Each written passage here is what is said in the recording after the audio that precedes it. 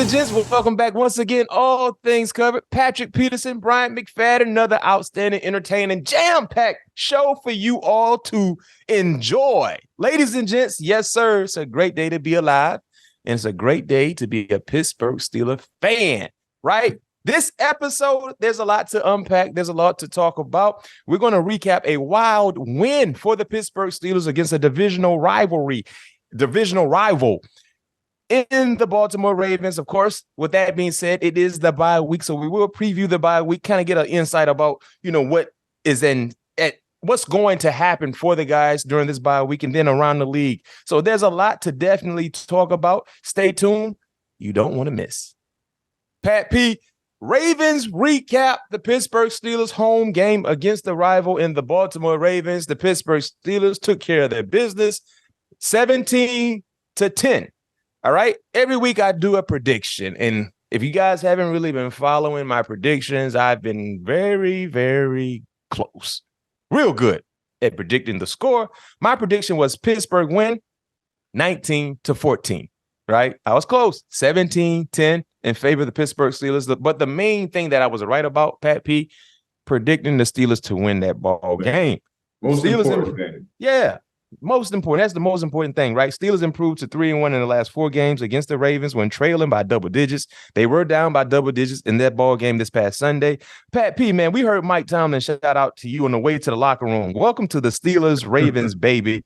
What were your overall impressions about the game Sunday? Just the mindset going into the ball game, and did it live up to all the hype? Well, obviously, being a fan of just football in general and having an opportunity to watch this rivalry go on for so many years as a kid, while I'm in the league, but to finally be a part of it, it was breathtaking, and it was everything that I watched over the years. We knew it was going to be a close game. We knew it was going to eventually come down to what defense can make the most splash plays when we needed them, and who can come up with the costly stops towards the end of the game. I feel like first half of the game, although they didn't have many points to show for it, but they had we felt like they had a little groove going on. I mean, we did a good job of trying to tame those guys for the most part. Then we just came back in the second half with some minor adjustments and tighten up, overall, not giving up another point coming out of halftime. So, that game was everything that I thought it would be, everything that I saw over the years, and just a ton of energy, a ton of passion. The crowd was amazing. It was just unbelievable. It was an outstanding Sunday if you was in that stadium for sure. Oh, I can bet. I can imagine. Watching this ball game, and I kind of gave an insight on what I thought I would see defensively, just seeing how good TJ Watt has been against the Baltimore Ravens, specifically speaking against Lamar Jackson. But how did the defense, you guys cause frustration for Lamar Jackson throughout the day? His overall record, he's 1-3 against the Pittsburgh Steelers, 4 total touchdowns, 10 turnovers in his career in 4 games against the Pittsburgh Steelers. Yeah, I mean, the coach put up a stat against, all of his turnovers and the sacks that he's taken since he's been playing as a Baltimore Raven and as he's been on the team and his record, as he's been a quarterback and things like that. But what was stunning to me, and obviously I know that Lamar, get dinged up every now and then, well, at least the last 2 seasons he was a little banged up. But I didn't know he only played against Pittsburgh Steelers 3 times leading into this game. Sunday was his 4th time. I know, so that was very shocking to me when Coach put that stat up. So, but I mean, we all know what Lamar can do and what he's capable of. We just got the better end of him Sunday, and it looks like Pittsburgh Steelers defense and Coach Mike T know how to game plan against him. Yeah, and most importantly, 90. TJ Watt. I've been telling people since day one, 2 quarterbacks that hate TJ Watt in the division, Joe Burrow and Lamar Jackson. Yep. Yeah. Anytime he play against those guys, man, boy, he put up numbers, and he's always around the ball. Every time something good happens for our defense, man, 90 is there. you don't usually say this about a defender, but I think it's safe to say that TJ Watt is not only our most valuable player, but he is the most important player. Oh, no doubt about it. And you don't usually say that about a non-quarterback, but that's just who 90 is. So, shouts out to TJ and rest of the defense. Y'all was blowing y'all back up, in critical moments until the offense kind of jump started and got things going, man. Y'all bowled y'all back up, boy, forcing turnovers, sacking, being in coverage where you needed to be. And that's what Steeler football is about, because, it's going to take all 22 guys, you know what I mean? And that's what we saw, especially in the fourth quarter when everything kind of came together and it worked perfectly. Heading to that ball game, you caught some headlines for something you said about Zay Flowers in regards to being a little munchkin, but what people don't understand, it was more of a compliment. It was more complimenting him than anything. And of course, people took that and ran with it. Right. Clearly, he wasn't trying to disrespect the guy. Number one, he's a Florida guy. He's a Broward County guy. Heck of a football player, by the way. But in regards to seeing how the media, just not necessarily the media, but folks kind of took that one thing and ran with it. What was your thought process on that? Man, I'm not even worried about it because, when I said I kind of knew somebody was going to take it the wrong way. But if you go back and listen to the entire interview, I said Zay Flowers is the number one receiver for the Baltimore Ravens. Which he is. You can tell, and I said that's high praise for a rookie guy coming into this, into this league and already establishing himself as a number one receiver. I said he's not only, just a guy that's going to run the screens. He's a guy that's run the deep ball. They run the reverses with him, which they do. I said it's going to be fun trying to keep our eye out on that little munchkin because he's everywhere. Yeah. What munchkin means from Florida is like, when you say munchkin, like that's a little badass right there, man. Like that, you gotta watch out for him. Like he's undersized, but he big size though. He's a big guy. He plays bigger. No doubt about it. And the crazy thing about it, when we was in the game, he was like, man, he said, I already know what it is, man. I ain't take that as no disrespect, man. It's all love. Because he already knew what it was. But that's the media. I guess that's the media job. I know someday I will be in that role. But like I said, it wasn't no shade towards him. I wasn't disrespecting him. At least with him being a Florida guy, he understood exactly where I was coming from. Yeah, no doubt. And like you said, he is a number one. He's undersized, but he plays big. He's a valuable guy. He reminds me a lot of Santana Moss a little bit. You know what I mean? Shifty, quick, fast. Yeah, very shifty, man. He's special, man. He's gonna be special for sure. Oh, no question. Like you said, man, he's a guy that can play football. That's the most important thing. He's a football player. You played in 90% of the snaps, but in the fourth quarter, we saw more of a little rotational type feel in the secondary. What was your reaction to that, knowing that you've always been a guy who's always been in the midst of ball games, rep in and rep out, especially close games? What was your mindset and how was that communicated?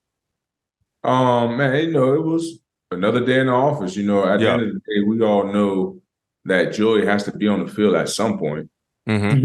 That ain't no secret. You know what I mean? And at the end of the day, it's a very, very long season, and we all in this thing together. You know what I mean? At some point, the young fella has to grow up, and I'd rather it be early than late. You know what I mean? So get his feet wet.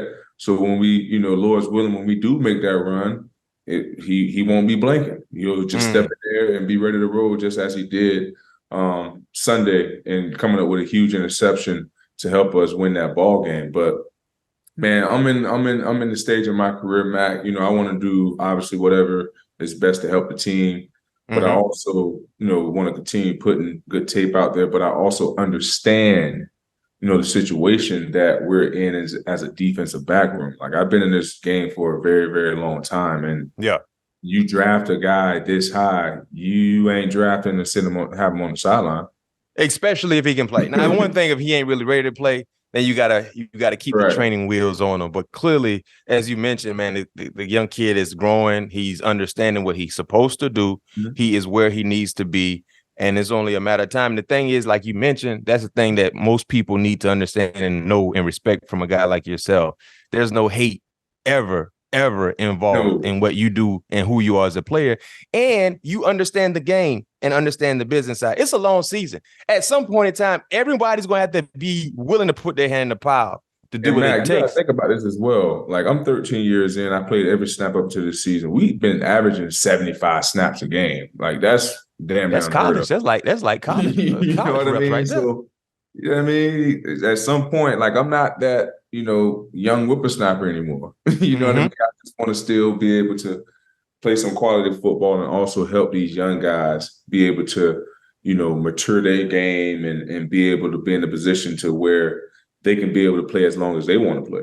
No question. And that's the thing. See, that's what I learned early on when I got drafted to the Pittsburgh Steelers. I came in as a second-round pick, and, we had older guys like Willie Williams, Ike Taylor, Deshae Townsend, guys who were already involved in the program, right? And instantly when I come in as a second rounder, I'm trying to find a way to get reps. Ultimately, I want to become a starter at some point, but I'm trying to find ways to get reps. Those guys never really shunned me. They never really turned their back on me. They all were open books for me on off the football field, helping me learn and helping me grow to become a player. Because as you mentioned, they were like, at some point in time, boy, you're gonna have to step. You're gonna have to be ready for us. Injuries happen.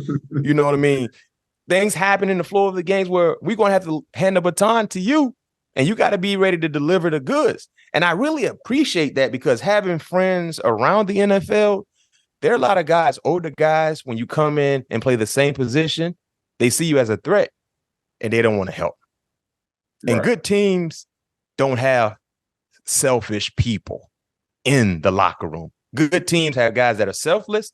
They don't mind helping, because when one person make a play, we all make a play. And I'm so happy to hear the thought process going into that, even though I already know how you rock and roll. And number two, you've been rocking with JP Jr. since day one, being a mentor. Right. And clearly some of the things that you have been giving him has paid off, because that big time interception in the fourth quarter, man, was huge. Playing against a savvy vet and Odell, patient at the line of scrimmage, man. What was your feeling knowing that they were right there on the cusp of putting points on the scoreboard, and then needing to play, somebody got to make a play, and it was JP Jr.?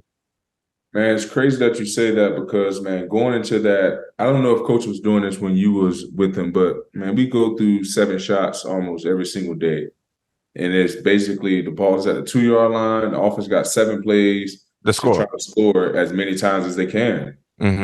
And when we went on the field, I kid you not, guys was like, all right, 7-shot football, because we're used to that. That's what we literally do, 7 shots every single day. You know what I mean? So to prepare us for those moments, because we already know in the AFC North, ball game's going to come down to the wire. You have to be able to keep guys out of the end zone within the 5-yard line, or be able to score within the 5-yard line. So when we ran out on the field, it was like, all right, 7-shot football. Who going to make the play? Basically, looking at each other, who going to make the play? Yes. Lo and behold, the young fella went out there and made the play. And we seen Joey make that play a number of times in 7-shot drills. So we wasn't surprised. Honestly, I didn't know who picked the ball off, because I was on the opposite side of the field. I had to guard an out route. Yeah. I just heard the crowd ignite. I knew it wasn't for them, because they didn't have, many fans there. Mm-hmm. So I was all right, I know something good happened. I just don't know what happened. The jumbo, and clearly something good for y'all, because the crowd ain't going crazy if they score. Exactly. So I'm looking at the Jumbotron. I said, oh, Shorty got a pick. Yeah. And I just went over there. He was so excited. He was just celebrating with everybody. I had to wait till we got to the sideline, but I was just so happy for him, because, like I said, we worked that drill so much, and I've seen him make that play routinely in practice so much, so I wasn't surprised at all. But as I always tell him, man, you never know when your number's going to get called. Yep. But you have to make sure that you're ready. And this even goes back to when we used to talk about guys in Minnesota. Like, I tell young guys all the time, man, you might be complaining about your playing time now. You might not be getting your reps now. But make sure when you do get your reps, make the most of it so you can gain more reps. No question. And it builds confidence. So, that was very, very nice to see Joey make that play in that moment in the game to eventually help us win that ball game. Man, that was huge. That was huge. And I can remember going back to training camp in Latrobe when we had the opportunity to talk, me and you talked to Mike Tomlin, and he said one of his favorite Mike Tomlinisms, make routine plays routinely. Yep. Mm-hmm. Make routine plays routinely, man. And that was a routine play, you know what I mean? Being where you need to be and just catching the football and getting the defense off the field, not allowing any points, man. And that was one of the game monumental defining moments, I think, for you guys and leading to a huge win. Transition to another, group of young guys, man, pair of young guys.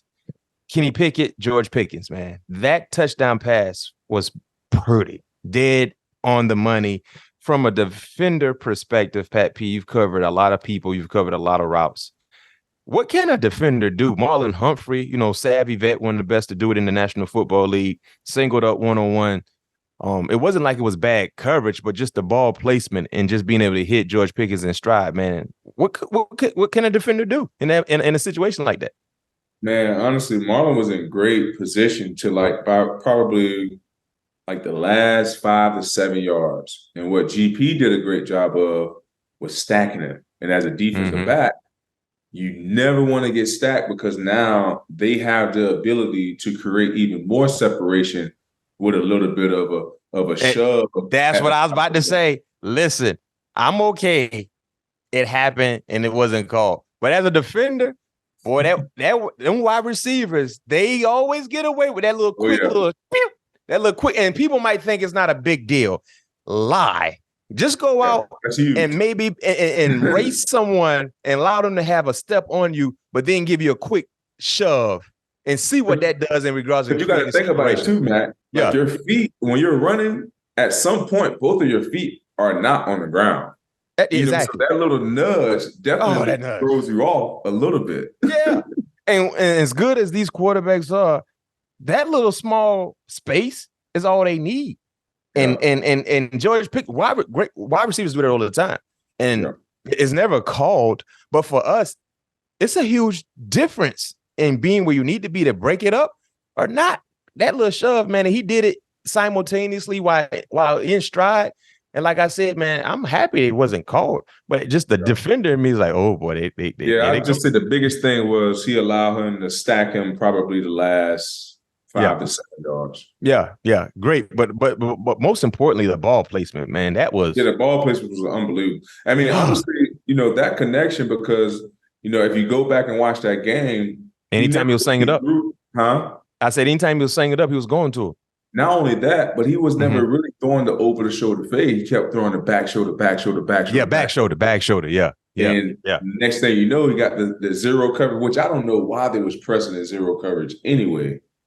Both corners in the nickel back was pressing. They was in zero coverage, meaning no safeties. They pretty much brought the kitchen sink and left those guys on the island in press coverage, which is almost unheard of, but lucky better for us than them. No question.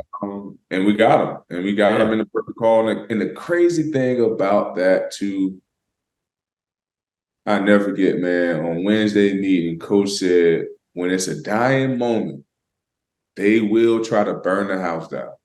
And you go back to that moment, I can't remember if it was third down, but it was a waiting moment to where I be damned. They tried to burn the house down. They brought everybody. And we caught them. Yeah, you caught them.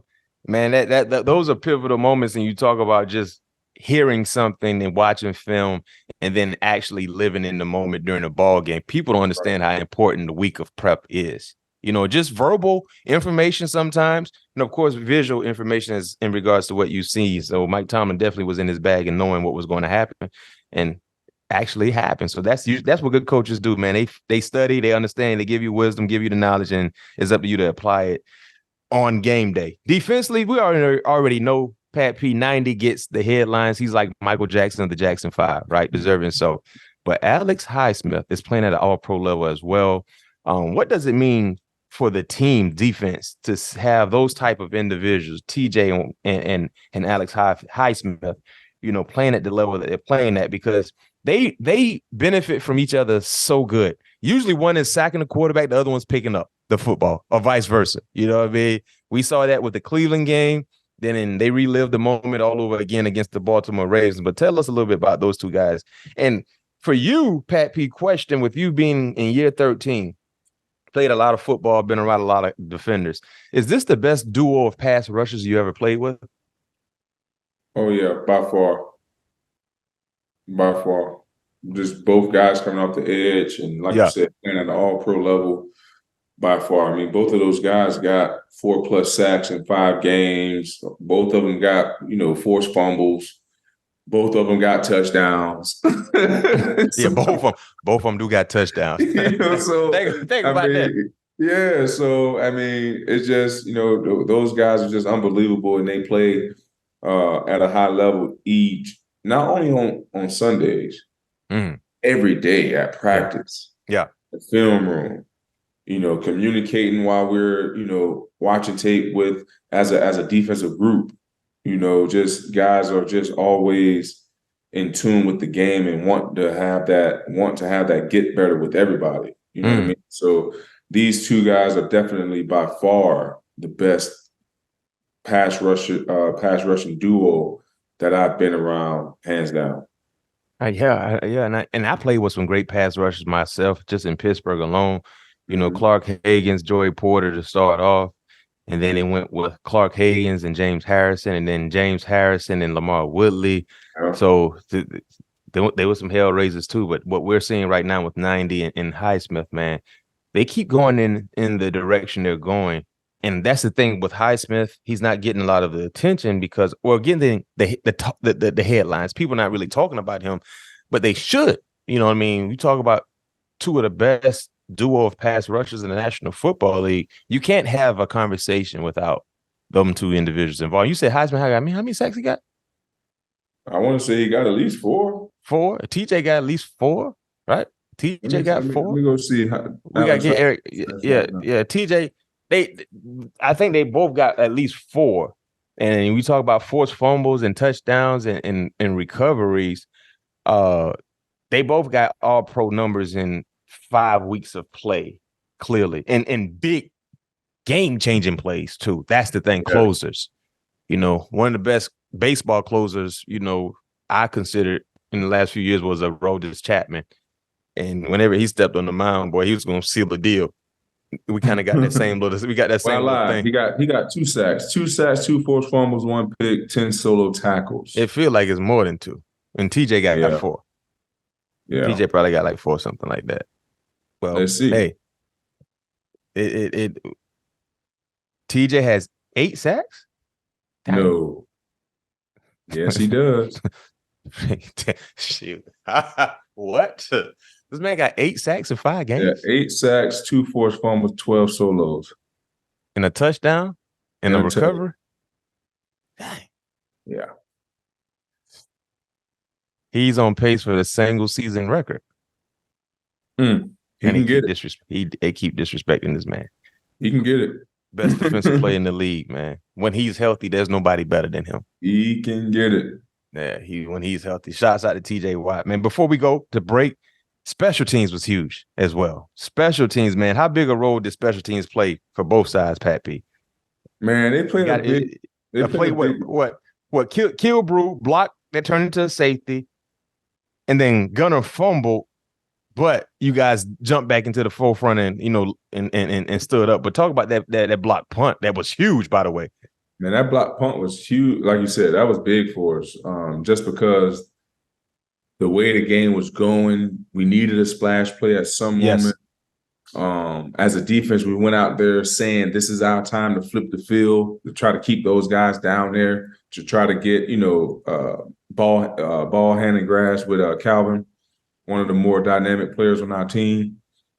And in Lower Green Hole, we had our special team ace and Miles Killebrew.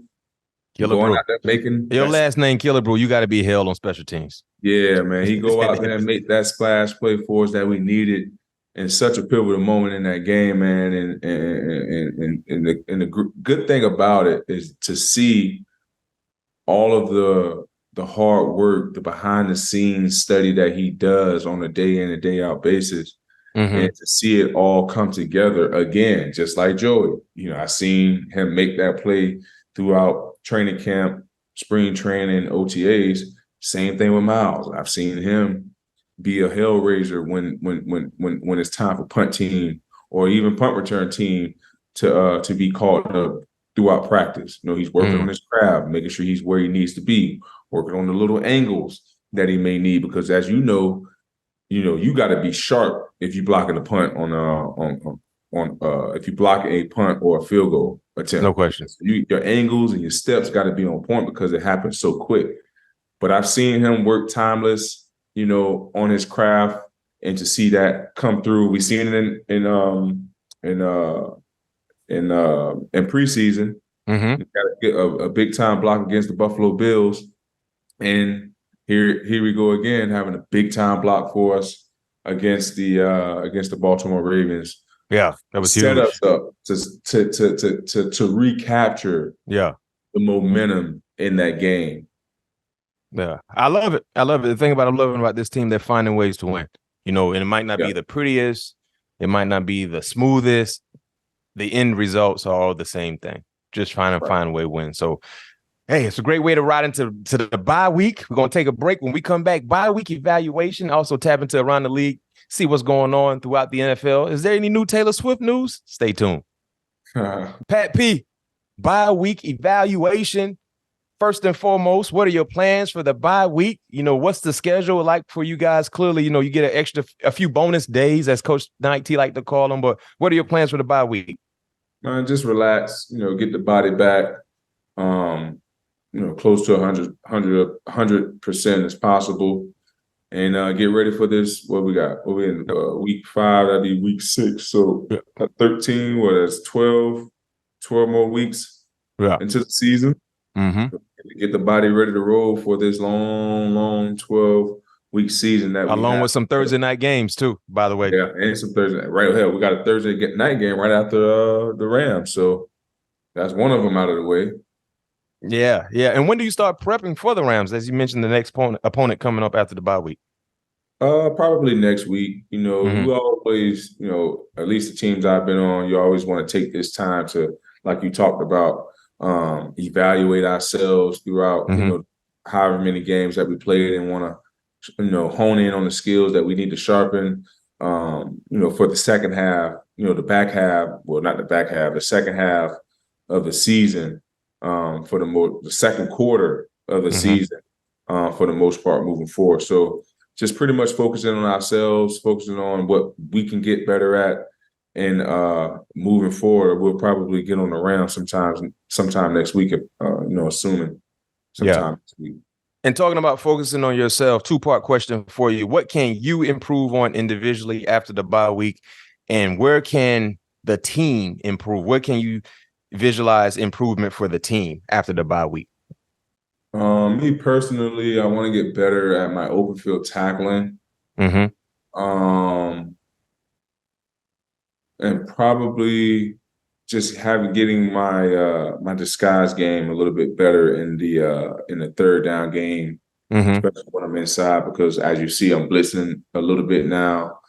So now I kind of have I played a little bit of half, I played a little bit of man, played a little fire zone, come out the edge a little bit. So now kind of like, the package is kind of in now. So working on the disguise a little bit better, to try to confuse the quarterbacks. And as a team, I'll probably go with, just finding ways to start better start faster as a team, all phases, not having, defense play hard, not play hard, come out to a fiery start, and the offense not able to come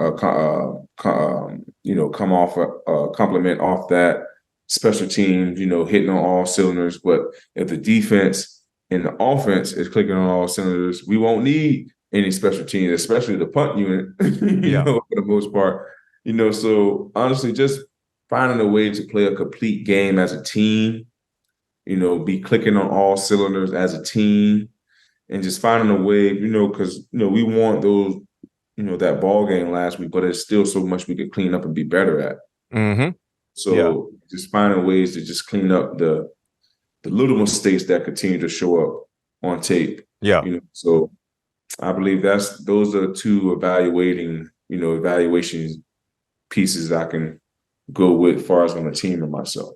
Yeah. And I'll say this as a fan perspective, defensively, definitely tackling from all three levels needs to improve. Tackling, and just, understanding, paying more attention to detail. And then offensively, just getting off to faster starts. Like, I'm waiting for that opening series where we can drive the length of the football field and put points on the scoreboard. Yep. That's what I'm waiting for from our offense. Because usually we see these slow starts, 3 and out. Talk about playing football and trying to play in postseason play. You got to find a way to get off the fast starts and sustain that. And hopefully the surgence of production that we saw in the fourth quarter could transition to what we need to see after the bye week from our offense. And just throw to 14, and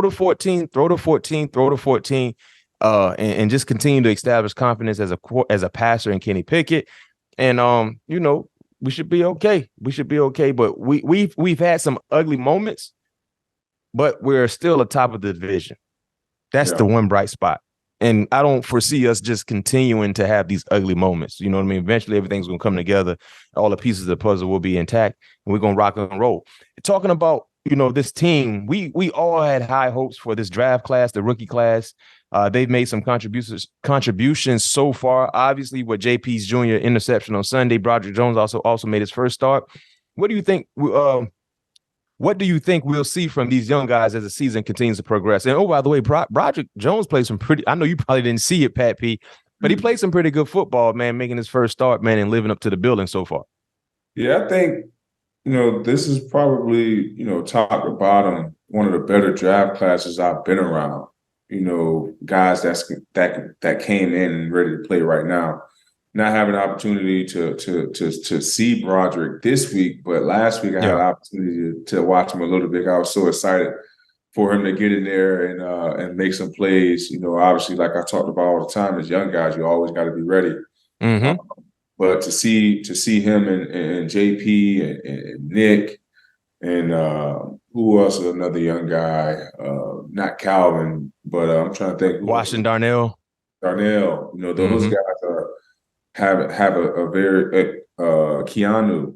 Those guys have a significant role into this thing, man, into this role in training. To see those guys gradually continuing to catch on to how to move about their day-to-day business, how to study for the next opponent, how to not only get the bad plays, out of your memory and trying to move on, but take coaching.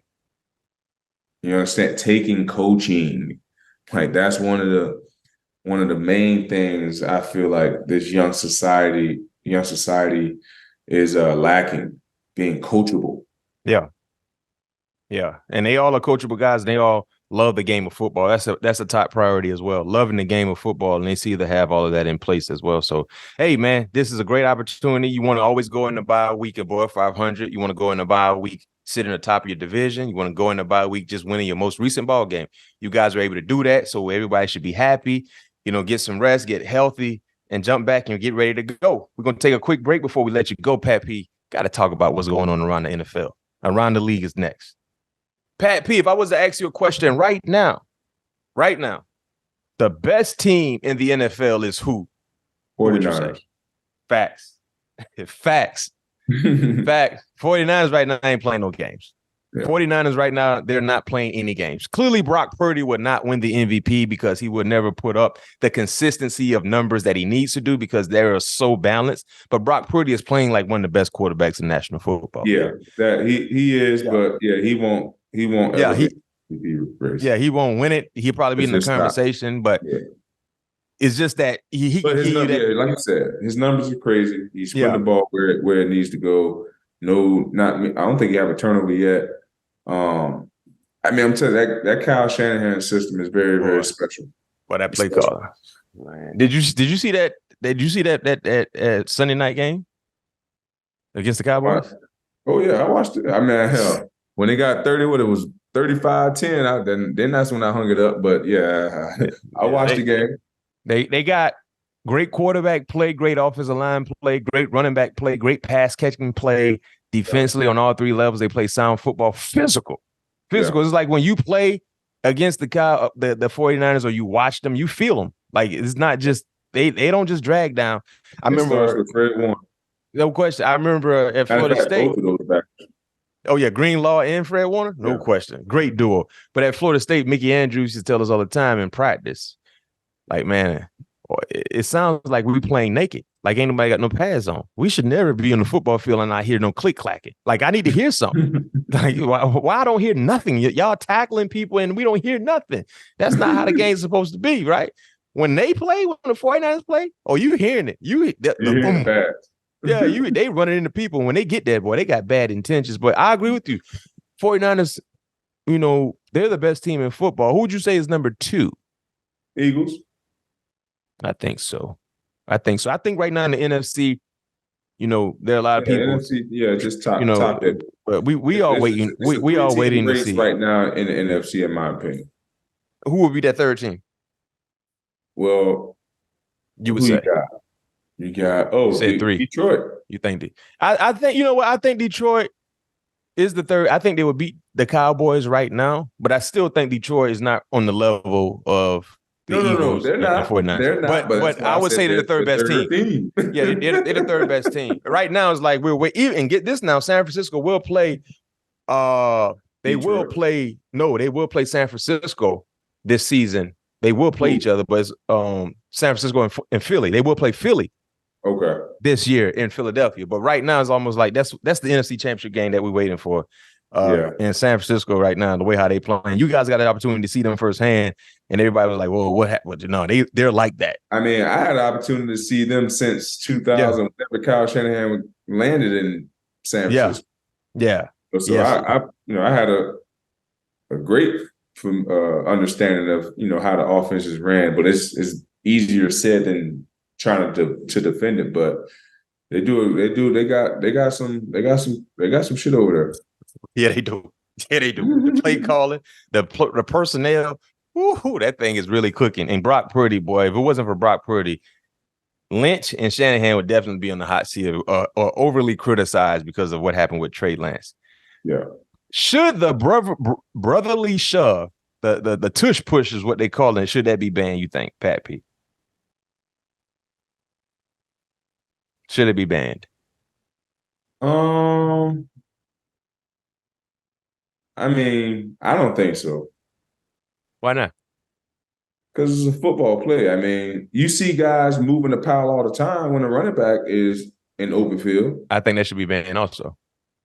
I think that should be banned for sure. I think that should be banned also. That's a disadvantage to a defender. It is a disadvantage, but at the same time, if they're going to allow guys to continue to get rammed in their back when the running backs have that should be, or the offensive guy have a ball, I feel like not ban that. They should ban it. Same exact play.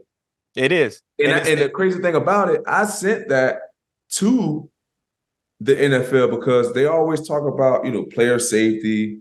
And defensive players are always the ones that's being targeted on stuff like this. So I'm like, how do you allow offensive linemen to run full speed when a defense have his back completely turned?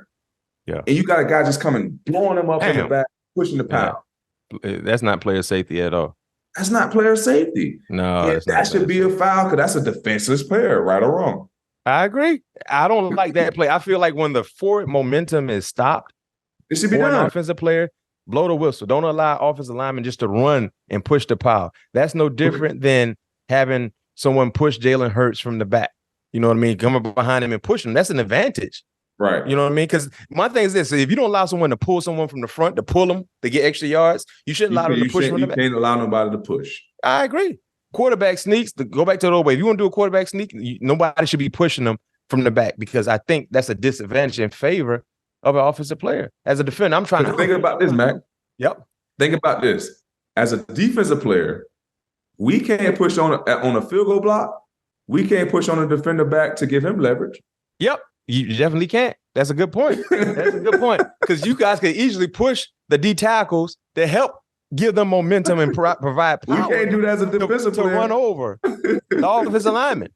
So you're right. It's so one-sided, man. Listeners and viewers, let us know. Chime in. Should the tush push be banned? I think so. Now, granted, the Eagles do it better than any other team. I mean, the numbers say so. Jalen Hurts with the Eagles at 93% and converting. The rest of the NFL is 81%. You know what I mean? So the Eagles do it better than anybody. They need to take out all extracurricular when it comes to moving the power, because like I just hate how all these rules always come out for defensive players, but you never see anything like prime example. They come out with this rule talking about lowering the crown with running backs. Every single running back in the league, when they're about to get braced for a tackle, what they're doing? Yeah, they're lowering the crown of their helmet. Yeah, that never get called. Agreed. Like Minka got a penalty the other day against a couple weeks ago against the Raiders. Yeah, when he hit the quarterback ducking into the hit. Minka never ducked his helmet. He never. I mean, he's running, so he can't put a bed down and lay him down and sack him. We're playing football. Yeah, you know what I mean. So it's like you said, it's so one-sided. But I don't want to talk about the refs and stuff and get fined. But yeah. It is, but it's one-sided. I think it should be banned. I think it should be banned. Good point in what you talked about, Ken, pushing the defenders and field goal block opportunity. So, just because someone has a ball in their hand and they're running it, they shouldn't be getting extra momentum from pushers, because when them offensive linemen be colliding, man, they come with a lot of force, and it's only a matter of time before someone get hurt that way. It's only a matter of time. Well, hey, Pat P, man, go ahead and enjoy the bye week. Rest up, get healthy, get well, study. Because like you said, when you guys jump back into the fold, it's a long haul. You're in it for the long haul.